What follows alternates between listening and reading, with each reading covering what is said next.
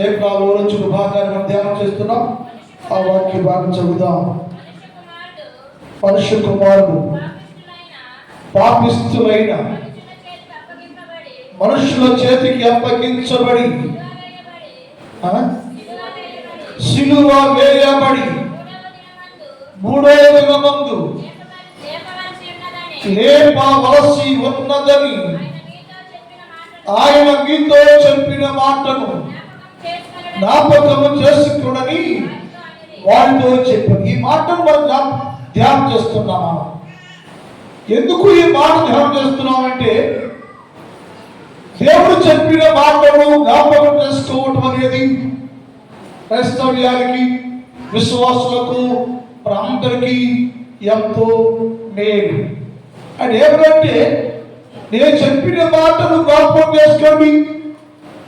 ఏం జ్ఞాపకం చేసుకోమంటారయ్యా అంటే, మనుష్య కుమారుడు పాపిష్ఠులైన మనుషుల చేతికి అప్పగించబడి సిలువ వేయబడి చంపేస్తారు.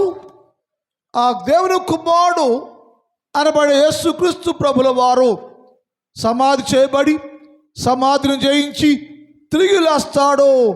అది జ్ఞాపకం చేసుకోవాలి అని చెప్పారు. అంటే సిలువ ధ్యానం అంటే సిలువని జ్ఞాపకం చేసుకోవటం. సిలువని జ్ఞాపకం చేసుకోవటం అంటే యేసు ప్రభువు వారు ఏమేమి జ్ఞాపకం చేసుకోమని చెప్పాడో, దేని జ్ఞాపకం చేసుకోని చెప్పాడో ప్రతిరోజు అతను జ్ఞాపకం చేసుకోవాలి.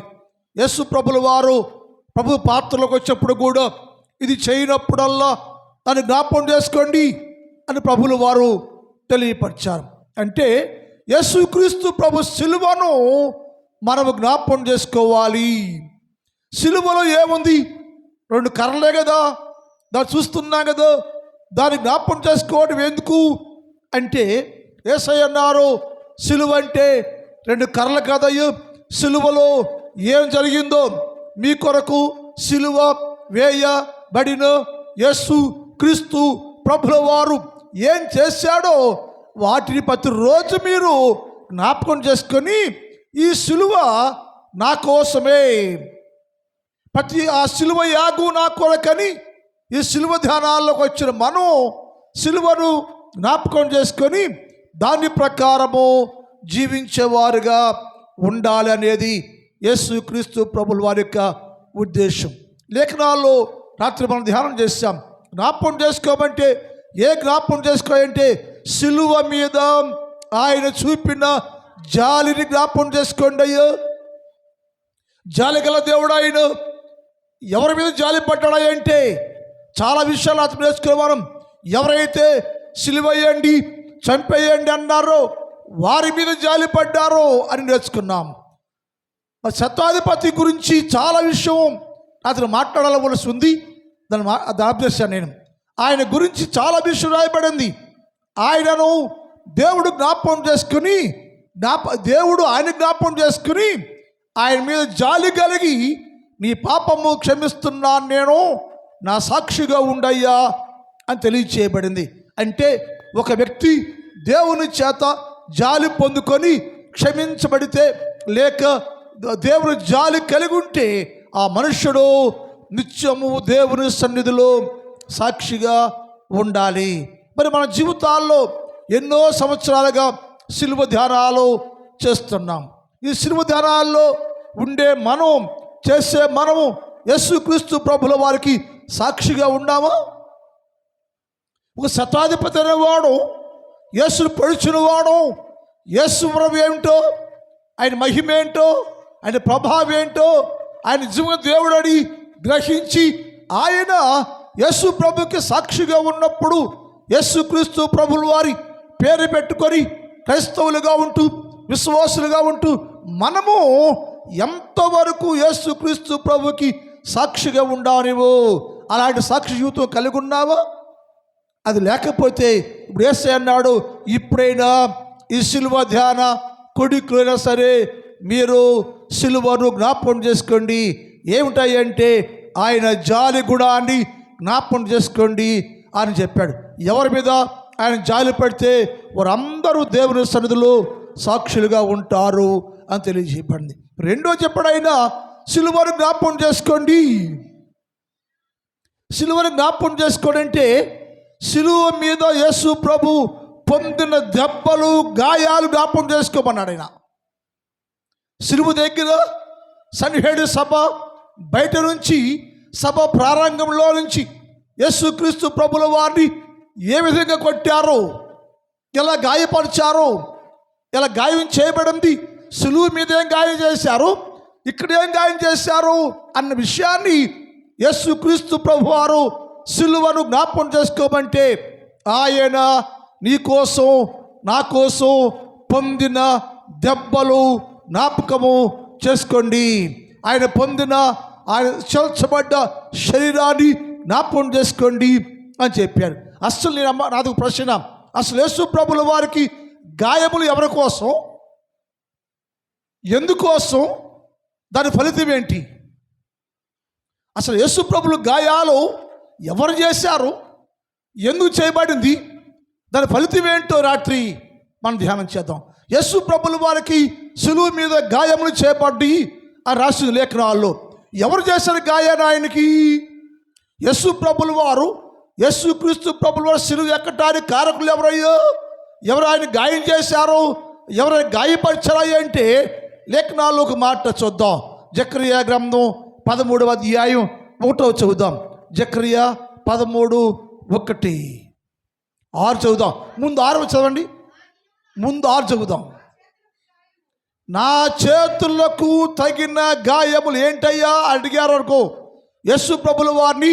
యేసు ప్రభువా, సిలువ మీద ఉండవయ్యా నీవు, నీ చేతుల్లో గాయాలు, నీ ప్రక్కలో గాయాలు, నీ కాళ్ళల్లో గాయాలు, నీ వీపంతా గాయాలయ్యా, చాళ్ళుగా దున్నబడింది, రక్తప్రోక్ష అయిపోతుంది, రక్తం గారిపోతుంది, నీ శరీరంలో స్థలమే లేదు కదయ్యా, నీ శరీరం అంతా గాయాలే కదా, భయంకరంగా వీపంతా దున్నేశారు.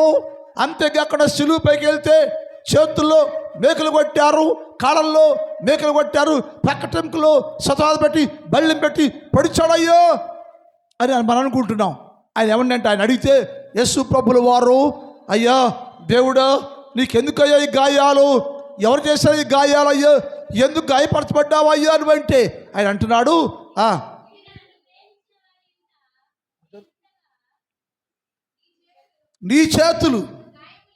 నీ చేతులకున్న గాయములేమని వారు అడుగుగా, ఇది నన్ను ప్రేమించిన వాడు ఇంట నేనుండగా నాకు కలిగిన గాయాలయ్యాయి. ఎవరు ఏంటయ్యా గాయాలేంటయ్యా, ఎవరు చేశారు ఇది గాయాలు నీకు అంటే, నేను ప్రేమించిన వారు ఇంటున్నారయ్య, నేను ఏది ఆయన ఇల్లు లేదయ్యా, యెరూషలేము నా ఇల్లు అయ్యా.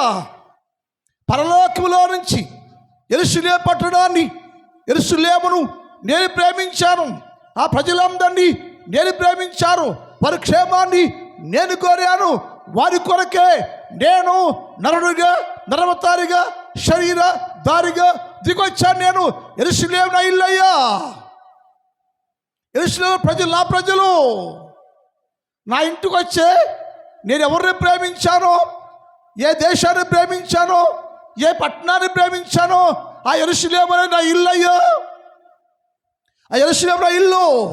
నా ఇంట్లో ఉన్న సోదరులు, నా బంధువులు, నా వారు పడేవారు, నేను ఆ ఇంట్లో ఉంటే, యెరూషలేము ఇంట్లో నేను ఉంటే, వారి మధ్యలో ఉంటే, వారి మధ్యలో వారి కొరకే నేను ప్రయాసపడుతూ ఉంటే, వారి కొరకే గొప్ప కార్యాలు చేస్తూ ఉంటే, వారయ్యా నా విలువ వెలగక, నా ఇంట్లో ఉన్నవారే, నా ఇంట్లో జనమే, నా స్వజనులే, నేను ఏ ఇంట్లో ఉన్నానో ఆ ఇంట్లో ప్రజలే, నేను ఏ ఇంట్లో ఉన్నానో ఆ ఇంట్లో ప్రజలే. ఏ ఇంట్లో ఉన్నాడు ఆయన అని అన్నాడు. ఈ గాయములు ఏంటయ్యా అంటే, నన్ను ప్రేమించిన వారు ఎవరు, వాళ్ళు ఎవరంట, నన్ను ప్రేమించారంట. యేసయ్యా నేను ప్రేమిస్తున్నావయ్యా, నువ్వు మా దేవుడు అయ్యా అని చాలా సందర్భాల్లో మాట్లాడి ఉండవచ్చు. అదేగా మనం కూడా మాట్లాడుకున్నాం. మన యెరూషలేము కుమార్తెలు ఏడుస్తున్నారంట. ఎందుకు ఏడ్చారు వాళ్ళు? చాలా ప్రేమ ఉందా మీ మీద, చాలా ప్రేమ ఉందయ్యా, నీ ప్రేమిస్తున్నావయ్యా, నువ్వు మా దేవుడు అయ్యా, మా యేసయ్యని వాళ్ళు ఏడుస్తుంటే వాళ్ళు నిజమైన ప్రేమ కాదని యేసు తెలుసు. అక్కడ ఏమాకుందంటే నన్ను ప్రేమించిన వారి ఇంట్లోనే ఉన్నాయో. ఎవరు ప్రేమించి వారు నన్ను ప్రేమించారు, నేను వారిని ప్రేమించా. నేను యెరూషలేముని ప్రేమించా, యెరూషలేములో ప్రజలను ప్రేమించా. వారు నన్ను ప్రేమిస్తున్నారు చెబుతున్నారు. వాళ్ళు మంచిదే, వారు నన్ను ప్రేమించారు, నేను కూడా యెరూషలేముని ప్రేమించా. అది నా ఇల్లయ్యా, అందులో ప్రజలను ప్రేమించా. నేను వారిని ప్రేమిస్తూనే ఉన్నా, వారు కూడా నన్ను ప్రేమిస్తూనే ఉన్నారు. ఆయన ఏమంటే నేను ప్రేమించిన వారు. ఆ బాగా చదవర్లా, మళ్ళీ చదువు. నీ చేతులకు గాయములేమని వారు అడగగా వారు ఇది చదువు ఇది ఈ గాయముందే, ఈ గాయముందే, ఈ చేతుల్లో గాయముందే నన్ను ప్రేమించిన వారింట, నేను ప్రేమించిన వారింట నేనుండా. వాళ్ళు ఏమన్నాయో, మా దేవుడు అయ్యో రాయ్యా అంటే, నేను వాళ్ళని ప్రేమించిన వారే కదా, నన్ను ప్రేమించిన వారే కదా, నా స్వజనులే కదా, ఇది నా ఇల్లే కదా అని నా బంధువుల ఇంటిలో, నన్ను ప్రేమించిన వారి ఇంటిలో నేనున్నాను. ఆ ఇంట్లో నేనుంటే ఏం జరిగిందయ్యో, నేనున్నప్పుడు ఆ ఇంటికి ఏమైంది, నేను ఎంతో దీవించాను, ఆ ఇంటిని కాపు చేశాను, ఆ ఇంటిని బలపరిచాను, ఆ ఇంటిలో నేను అన్ని సమకూర్చాను. కానీ నేనున్న ఇంటి వారు మాత్రం నాకేం మిగిల్చారంటే గాయం చేశారయ్యా. ఇంట నేనుండగా నాకు కలిగిన గాయమయ్యేది అంటే, ఎవరు చేసిన గాయం అంటే, ఎవరు యేసుక్రీస్తు ప్రేమించారో, ఏ పట్టణంలో ఆయన ఉన్నాడో, యెరూషలేము నివాసులు ప్రేమించారో, యెరూషలేము ఆయన్ని ప్రేమించారు, వారు కూడా పైకి మాత్రం మీరు ప్రేమిస్తున్నామయ్యా అని చెప్పారు. అలాంటి యెరూషలేము ప్రజలు ఆయన్ని గాయపరిచారయ్యో, గాయం చేశారయ్యో. నా పొద్దాక మా దేవుడు మా దేవుడు మా దేవుడు మా దేవుడు అంటున్నారు మాటలు, పైకి మాత్రం లోపలేమో నా మీద క్రూర సింహము కంటే, క్రూరమైన జంతువు కంటే పగను ద్వేషాన్ని పెంచుకొని నా ఇంట్లో ప్రజలే, నా స్వర్జనులే నన్ను గాయము చేశారు. వారు నాతో ఉన్నప్పుడు మాత్రం నేను మా దేవుడు అయ్యినా, మా దేవుడయ్యా, మా తండ్రి అయ్యా, మా మెస్సయ్యా, మా పరిశుద్ధుడు అన్నారు వాళ్ళు. ఆ మాటలు చూద్దాం. యెషయా గ్రంథం 48:1 చదువుదాం. యెషయా 48:1. యాకోబు వంశస్థులై ఇశ్రాయేలు అని పేరు కలిగిన వారు ఎవరంటాళ్ళు? యాకోబు వంశస్థులను, ఇశ్రాయేలు అని పేరు కలిగిన వారును యూదా జనులంట. ఇశ్రాయేలీలు, యాకోబు వంశస్థులు, యూదావారు అనబడే ఈ పరిశుద్ధ జనాంగం ఎవరిలో? యెరూషలేములో వారు, ఇశ్రాయేలు వారు, యూదా జనాంగము అనబడేవారు, దేవుని పేరు పెట్టబడ్డ జనాంగం. యూదా జనములలో నుంచి బయలుదేరి వచ్చిన వారై యెహోవా నామము తోడని వారు వచ్చిన దగ్గర నుంచి మా దేవుడయ్యో, దేవుడు మా దేవుడని అన్ని విషయాల్లో యెహోవా దేవుని పేట ప్రమాణం చేస్తున్నారు. ఆ తర్వాత గట్టి చదువు. ఇశ్రాయేలు దేవుని నామాన్ని స్మరిస్తూ మా దేవుడు మా దేవుడు మా దేవుడు మా దేవుడు ఇశ్రాయేలు దేవుడు స్మరిస్తూ నోరు తెరిస్తే ఆయన మాటే, నోరు తెరిస్తే ఆయన పాటే, నోరు తెరిస్తే ఆయనే ప్రార్థనే. ఆగు. నోరు తెరిస్తే ఆయన మాటే, నోరు తెరిస్తే ఆయన పాటే, నోరు తెరిస్తే ఆయన ప్రార్థనే. ఎక్కడొచ్చారు వీళ్ళు? ఇశ్రాయేలు ఇంట్లో నుంచి, యూదా ఇంట్లో నుంచి, యెరూషలేములో నుంచి దేవుని వంశంలో వచ్చారు వీళ్ళు. వచ్చి వారందరూ ఏం చేస్తారంటే ప్రతి క్షణము మా యేసయ్య మా దేవుడు మా దేవుడు అని ఆయన గురించి స్మరణ చేస్తూ భజన చేస్తూ ఉన్నారయ్యా. లోపలేముందంట? లోపలేముంది? క్రూరమైన జీవితం ఉందయ్యా. మనం కూడా అంతేగా, క్రైస్తవులనే పెద్ద పాటలు పాడతాం, పొద్దా ప్రార్థన చేస్తాం, ఎవరెవరు క్రైస్తవులమయ్యా, విశ్వాసులమయ్యా, భక్తులమయ్యా అని చెప్పుకుంటున్నావు. లోన ఎలా ఉంది? గాయం చేస్తున్నావా? నీ ప్రవర్తన బట్టి, నీ మాటలు బట్టి, నీ జీవితాన్ని బట్టి. ఆ రోజు ఇశ్రాయేలులో ఎలాగైతే గాయం చేశారో పొద్దాక యేసు ప్రభువుని స్మరిస్తున్నారంట. మా దేవుడయ్యా, మా దేవుడాయన అని చెప్పుకున్నట్టు వారే, ఆయన స్మరించే వారే దేవుణ్ణి గాయపరిచారయ్యా. శత్రువు కాదయ్యా, ప్రార్థన చేసిన వారే, ప్రభు వంశం వారే, ప్రభు కుటుంబంలో వారే, యేసుక్రీస్తు వంశం వాళ్ళ వారే వారు. వారందరూ కలిసి నాకయ్యా ఈ గాయాలు చేశారయ్యా, ఈ గాయపరిచారయ్యో. ఎక్కడయ్యా, ఎందుకయ్యా సిలువలో గాయమైందయ్యో నీకంటే? ఎవరు చేశారా యేసయ్యా గాయాలంటే?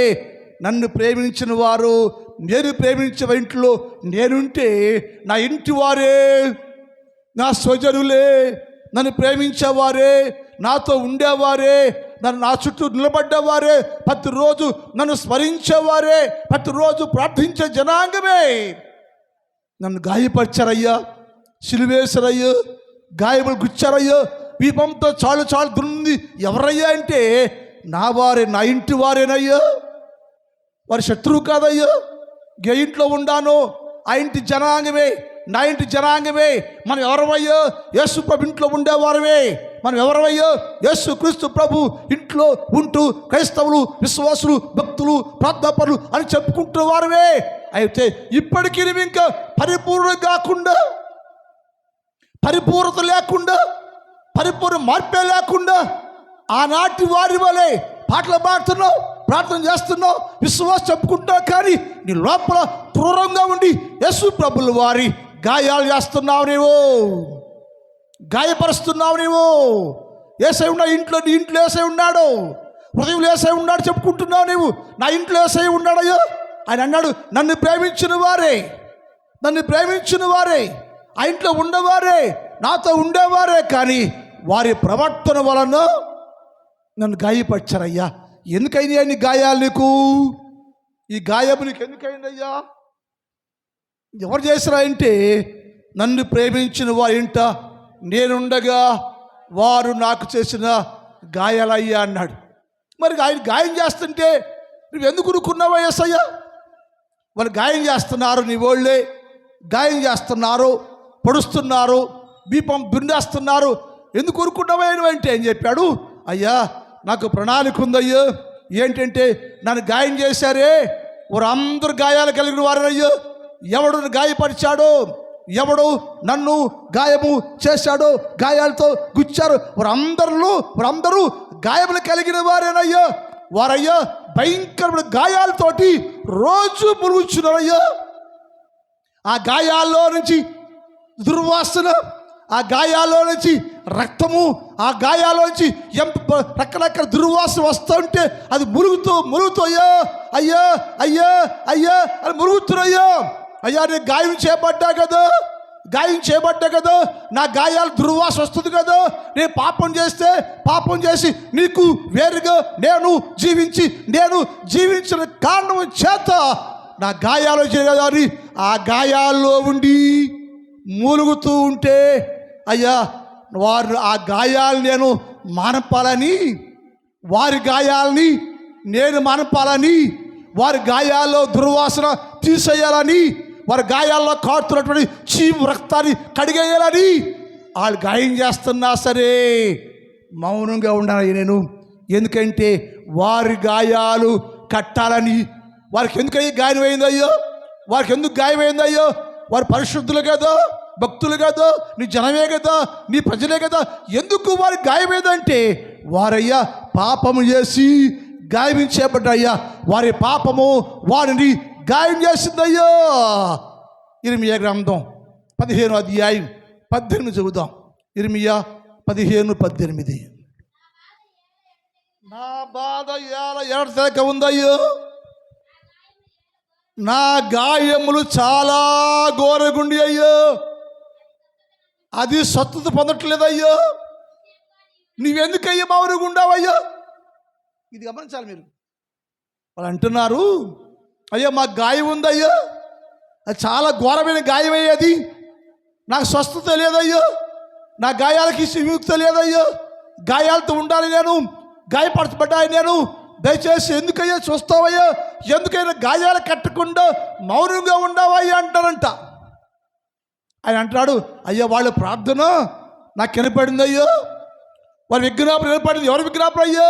నన్ను ఎవడు పొడిచారే, గాయం చేశారే, హింసించారే, ఘోషించారే, అపహాస చేశారే, వారు అందరు గాయాలతో ఉండారయ్యో.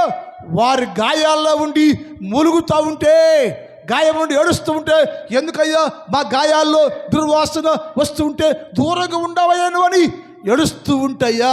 ఎందుకు దూరంగా ఉండవయ్యా అంటే, నేనయ్యా జాలి కలిగిందయ్యా. వారు అలా మాట్లాడుతుంటే వారు ఆ ఇంటి వారే కదయ్యా, నా స్వజనులే కదయ్యా, వారు పాపం చేశారయ్యా, వారి పాపాలు బట్టి వారి గాయమైంది, ఆ గాయం దుర్వాసనగా ఉంది, ఆ గాయం కట్టేవారు ఎవరు లేరయ్యా, ఎక్కడెక్కడో తిరిగారయ్యా, ఆ గాయాలు మనపాలని ఎక్కడికో వెళ్ళారు, ఎక్కడికో తిరిగారు, కానీ వారి గాయాలకి చికిత్స అనేది లేదయ్యా. ఆ వాక్యం పూర్తి చేయి. నా బాధ, నా గాయము ఎలా ఘోరమైదాయను, నాకు స్వస్థత లేకపోనేలా, ఎందుకు స్వస్థత దొరకట్లేదు నాకు? నిశ్చయముగా నీవు నాకు ఎండమావుల్లాగా దూరంగా ఉంటున్నావయ్యా. అయ్యా ఎంతకాలం అయ్యా ఇలాగే ఉండాలంటే, అలా ప్రార్థన చేస్తుంటే ఆయన అన్నాడు, ఎందుకయ్యా నీ గాయాలంటే, వారి గాయాలు ఘోరంగా ఉండే అయ్యా. మనుషుడా, శిలువ ధ్యానం చేస్తున్న మనుషుడా, నీలో కూడా గాయం ఉందయ్యా. నీ గాయాలయ్యో అసహ్యంగా ఉండయి. పాపం చేస్తే పాపం వల్ల గాయపు చేయబడి నీ రోత జీవితంతో గాయాలతో అరుస్తున్నావు నీవు. మరొక మాట ఉన్నది, ఇర్మియా గ్రంథం 30 అధ్యాయం, ఇర్మియా 30:12 చదువుతాం. ఇర్మియా 30:12. యెహోవా ఇలా సెలవిస్తున్నాడు, నీ వ్యాధి ఘోరమైంది, నీ గాయములు బాధాకరం. ఎందుకు అరుస్తున్నావు నీవు? నీ గాయములు బహు ఘోరమైంది. మనుషులు అందరూ గాయాలతో ఉన్నారు, గాయం కలిగి ఉన్నారు. ఆ గాయాల దుర్వాసన, చెడు వాసన, నొప్పి, బాధ, ఆ గాయాలు మానిపేవాడు భూలోకంలో ఏ డాక్టర్ లేడు.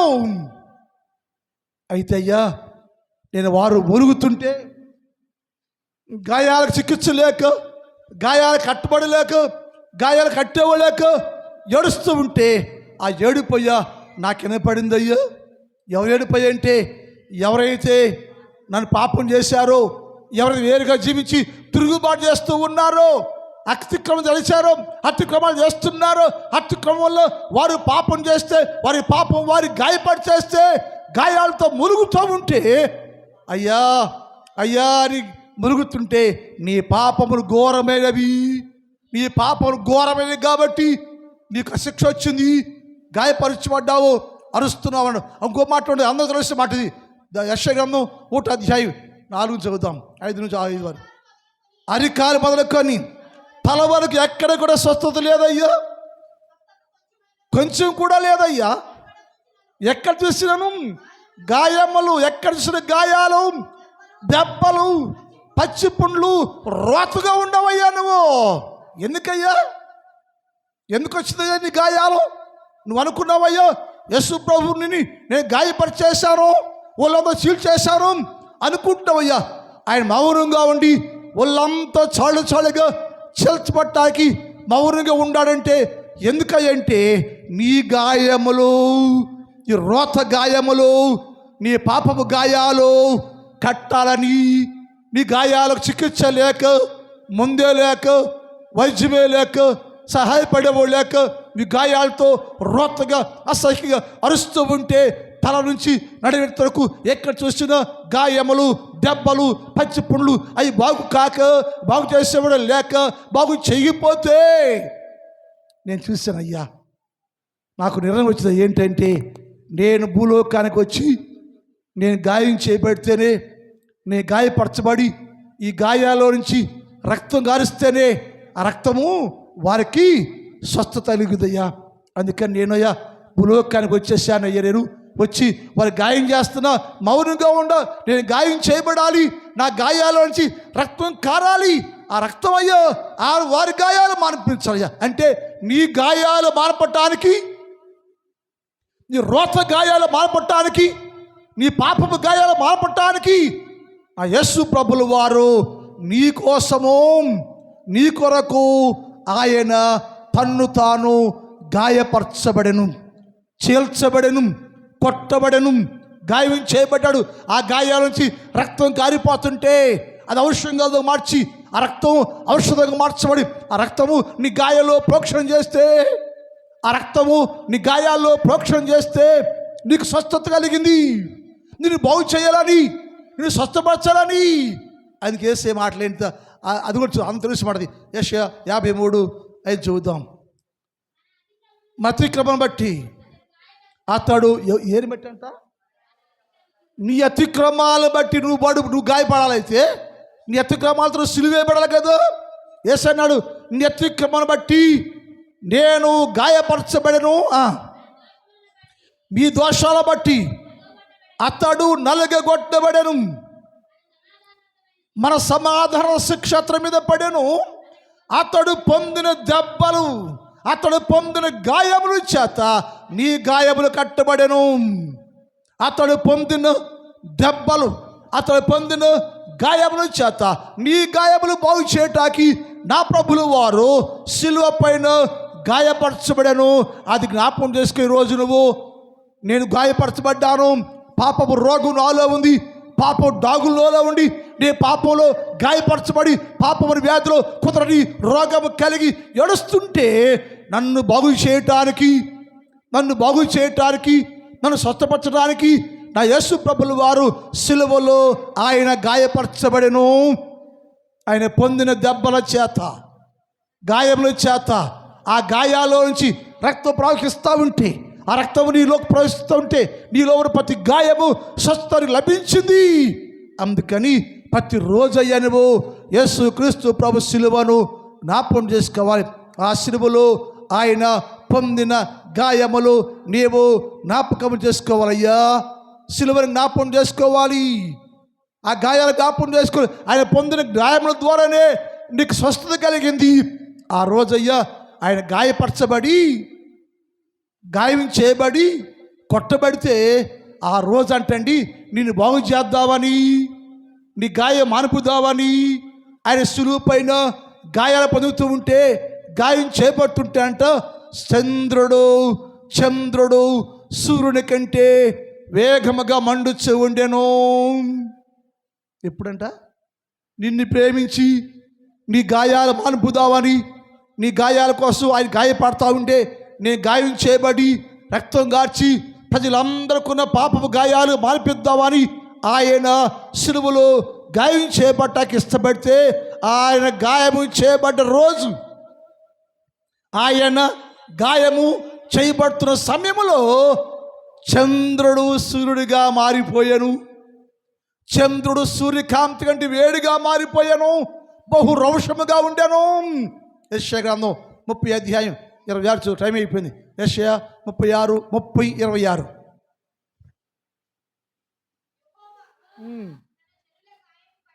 యెహోవా తన జనులందరి గాయములు కట్టి వారి దెబ్బలు బాగు చేసే దినమున ఏం జరిగిందయ్యా? యెహోవా అందరి గాయములు కట్టడానికి ఆయన గాయపరచబడ్డాడు. అందరూ దెబ్బలు మార్పటానికి ఆయన దెబ్బలు తిన్నాడు. ఆ దినమున ఏం జరిగిందంటే, ఎందుకయ్యా ఈ గాయము చేయబడ్డావంటే ప్రజలందరి యొక్క గాయములు దెబ్బలు మార్పాలని నేను ఇష్టపూర్వకంగా సిలువ పైన గాయము చేయబడ్డాను, గాయం పొందాను. నేను ఆ రోజు గాయం పొందుతూ ఉంటే చంద్రుడు వెన్నెల సూర్యుని ప్రకాశముగా మారిందంట. చంద్రుడు అంట సూర్యులా మారిపోయాట. ఎంత అద్భుతం తెలుసండి. సూర్యుడు చంద్రుడు నక్షత్రాలు కూడా అవి తారమైపోతారంట ఆ ప్రభావానికి. అయ్యా ఈ దేవుడు అనబడి యేసు ప్రభుల వారు వారి గాయాలు కొట్టడానికి, వారి తగిలిన గాయాలు బాపటానికి సిలువ పైన గాయం చేపడుతుంటే చంద్రుడు చల్లగా ఉండేవాడు చల్లదనిచ్చేవాడు చంద్రుడు సూర్యుడి కంటే వేడిగా మారిపోయాడయ్యా. సూర్యుని ప్రకాశము 7 దినములు వెలుగు వలె ఉందంట, ప్రకాశిస్తుందంట. అంత సుస్థితులు మారిపోయింది. ఎందుకయ్యా అంటే నీ గాయములు మానపట్టానికి, నీ గాయములు తీసేయడానికి ఆయన గాయపరచబడెను. ప్రార్థన టైం అయిపోయింది. మిగిలిన భాగాన్ని రేపు మాట్లాడదాం. మా తండ్రి, నీ పాదములకు వందనాలు. సిలువను జ్ఞాపకం చేసుకోండి అని చెప్పావయ్యా. సిలువ అంటే నీ జాలిని, సిలువ అంటే నీ గాయాలని నేను జ్ఞాపకం చేసుకోవాలయ్యా. ఆ గాయాలనయ్యా మా జీవితాన్ని బాగు చేసింది. ఆ గాయాలే ప్రభువా మా బతుకు బాగు చేసింది.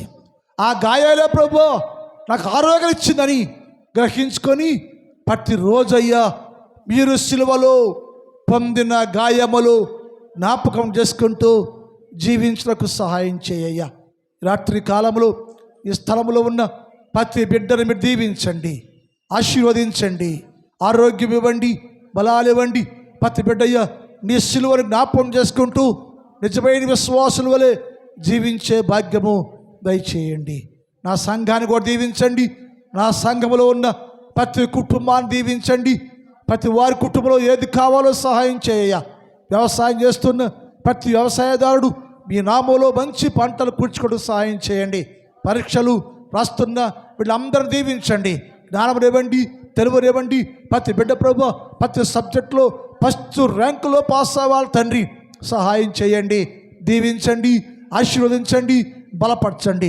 మునుపటి కంటే శ్రేష్టమైన దీవెనలు ప్రతి బిడ్డ పొందుకుని సహాయం చేయమని యేసు వారి పరిశుద్ధ నామములు ప్రార్థిస్తున్నాం తండ్రి, ఆమేన్. అందరిలో పడదామండి. తండ్రి దేవుని ప్రేమ, కుమారుడు యేసుక్రీస్తు వారి కృప, పరిశుద్ధాత్మ దేవుని యొక్క కన్యని సహవాసం ఇప్పుడు ఎప్పుడు ఎల్లప్పుడు సదాకాలము మనందరికి తోడై ఉండును గాక. ఆమేన్. హల్లెలూయా.